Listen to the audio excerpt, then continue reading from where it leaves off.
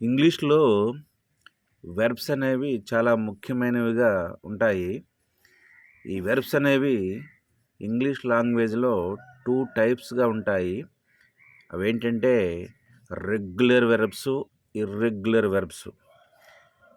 మళ్ళా irregular వెర్బ్‌లో 3 forms ఒకే విధంగా ఉన్న కొన్ని వెర్బ్స్ ఉంటాయి. వాటి గురించి ఈ వీడియోలో మనం తెలుసుకుందాము. మనం చేసే పనిని తెలియజేయు మాటను వెర్బ్ అంటారు. వెర్బ్ లేని సెంటెన్స్ ఉండదు. బేస్ ఫాము, సింపుల్ ఫాస్ట్ మరియు ఫాస్ట్ పార్టిసిపుల్ ఒకే రూపంలో ఉండే వెర్బ్స్ కొన్ని ఉన్నాయి. వీటిని కూడా ఇర్రెగ్యులర్ వెర్బ్స్ అని అంటారు. ప్రతి వెర్బ్కి 3 రూపాలు ఉంటాయి. అవేంటంటే ప్రెజెంట్ టెన్స్, దీన్నే బేస్ ఫాము వెర్బ్ 1 కూడా అంటారు. సింపుల్ ఫాస్ట్ టెన్స్, దీన్ని వెర్బ్ 2 అని అంటారు.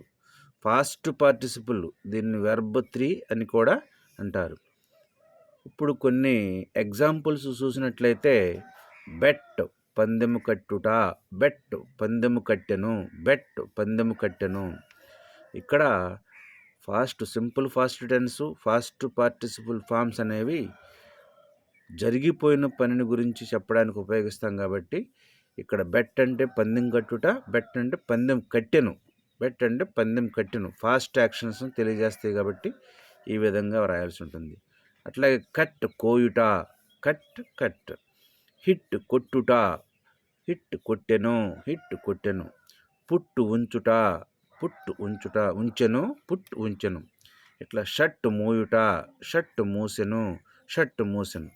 ఈ విధంగా ఒకసారి ఈ ఎగ్జాంపుల్స్ని గమనించినట్లయితే ఇవి వెర్బ్ 1, వెర్బ్ 2, వెర్బ్ 3 అనేవి సేమ్ ఫామ్లో ఉన్నాయన్నమాట. ఒకే విధంగా 3 ఒకే విధంగా ఉన్నాయి.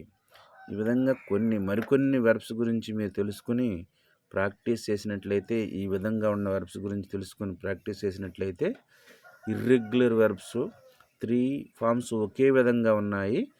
వాటి గురించి తెలుసుకోవడానికి అవకాశం ఉంటుంది. Thank you for watching this video.